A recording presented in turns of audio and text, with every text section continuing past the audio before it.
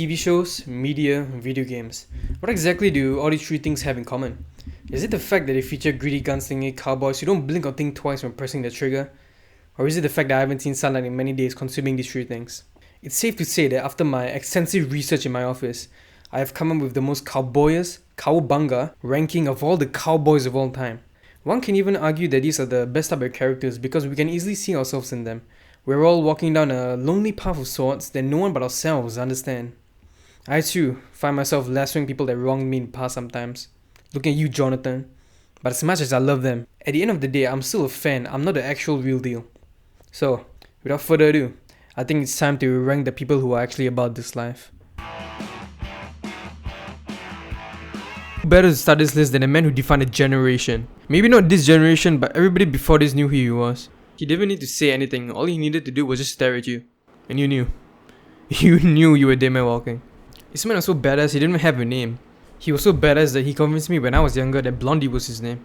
Back when I was just a kid watching his movies with my family, I remember everybody kept calling him Blondie. And I would argue with my uncle being like, Blondie's his name. That's why everybody keeps calling him that. And he would look back at me and be like, you stupid child. From then till to this day, we don't really know much about his past. And the closest thing we got to a character arc was probably in The Good and the Bad, the Ugly. He starts off as this guy who basically do anything for money. But after being at death's door and seeing the horrors and cruelty of men, it gives him a new perspective of life, and he comes out of it a better man. He invented badass, and without him, we probably wouldn't even have many of the characters who are on this list currently. Now, with all that being said, and I'm probably gonna get hate from all the people who watched these movies back then, and even more bullets in my back. But when you're making a tier list comparing with other characters, if everybody gets a high score, the score don't really mean too much. So as much as I love Blondie, look at you, uncle, I'm putting him in the C tier because compared to some of the other characters in this tier list, this is where I see him standing. He set the standard, and that's great, but everybody who comes after this is supposed to meet it or beat it. It's kind of like the scene in Vinland Saga where Askeladd explains to Thorfinn how the Romans were really powerful, but they got destroyed by the Saxons, and likewise the Saxons will get destroyed by the Danes. The new is always going to be better than the old, or at least it's supposed to be like that. So who's the person to take up the mantle? Or in this case a poncho, or also in this case a reptile, so a reptile wearing a poncho? Well... Who knew years later that the prodigy of the man with no name would be a lizard? Let alone Johnny Depp. It tells the story of a chameleon going through an identity crisis which results in him role-playing as a brave hero, where he wanders off to the town of Dead. And yes, that's the actual name of the town.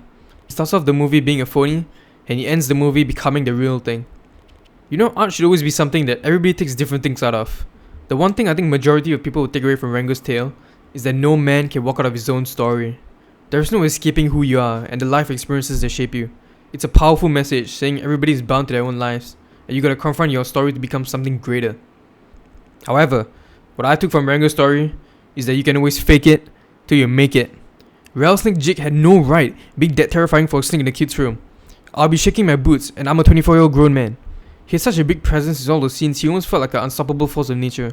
When he was scolding Rango and humiliating him and degrading him for something he can't even do, it brought back hella memories to when I was just a young guy trying to learn the multiplication tables with my dad, and I would just cry halfway because he kept asking me stuff I didn't have the answers to, which in turn made him fed up. Rango had no business pulling up like he did at the end of the movie, saying it only takes one bullet to Rattlesnake Jake, but he did it anyways. In a real fight, Rango would have gotten packed up like it was nothing, but he faked it so hard that he even got Jake looking at him like he was 1991 Michael Jordan or something. Remember those interviews where Kobe was saying how people were afraid of MJ, how he was the boogeyman, and some even called him Black Jesus? That's the type of aura that Rango had, and he didn't even have the skills to back it up. Back to the multiplication story, I ended up writing the answers on my legs, and when my dad would ask me the question, I would look down, look up, scratch my head like I didn't already knew what the answer was, and then say the answer with confidence. I didn't hesitate, I said it with my chest out, and he believed me. Fake it till you make it, and Rango has clearly made it. I like reptiles, obviously, and I like Johnny Depp, so I'm gonna put Rango in the B tier.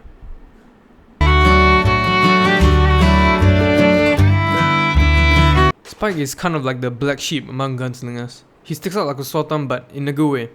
While many other gunslingers are tough, macho guys, and if you say anything to them, they get angry, Spike's the polar opposite. You can make fun of this man's doo-doo hair, his weird lanky body, his whole family bloodline, but he'll just be like, it's cool bro, I'm Spike Spiegel. This is the same man who, after finding out he was crashing down to Earth on a spaceship, he popped a cigarette and said one of my favorite quotes of all time. Are you for real? We can't live without them. Whatever happens, happens. There was nobody around the ship to be impressing like that. It's as if he knew there was a camera there recording him and he decided to be as nonchalant as possible. You consider yourself lucky if you ever met him in the bar, because you know he's just the type of guy that would be fun to have a beer with and just chat. As long as he doesn't get too drunk and accidentally reveals to you that his entire I'm too cool for life personality is actually just a facade to hide the fact that he's haunted by his past, carrying wounds that never quite heal, and weight too heavy for a man to carry. And how he has an ex named Julia, and one eye sees the past, one eye sees the future, yap.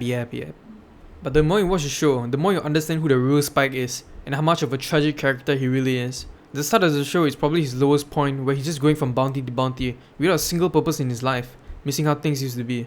But as the show goes on, slowly but surely he kinda makes a new family, one where he's genuinely happy in. He's a character who, like another in this list, and a lot of us in life, struggle to process our emotions. Like when Ed leaves and instead of having this long sad goodbye scene, it just cuts to Spike trying to eat a lot of eggs as quickly as he possibly can. That scene always confused me as a kid, but it's obvious now that he was just trying to push his emotions down to distract himself, to swallow the sadness away. Pun intended. Especially in a time like this where everywhere we look, there's something to get our attention.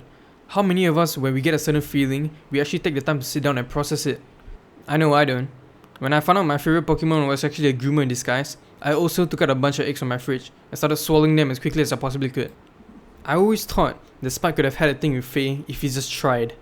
Till the very end, his incapability of processing emotions and accepting that what happened in the past is over, moving on to something new, led him to going out with a bang and to his inevitable death.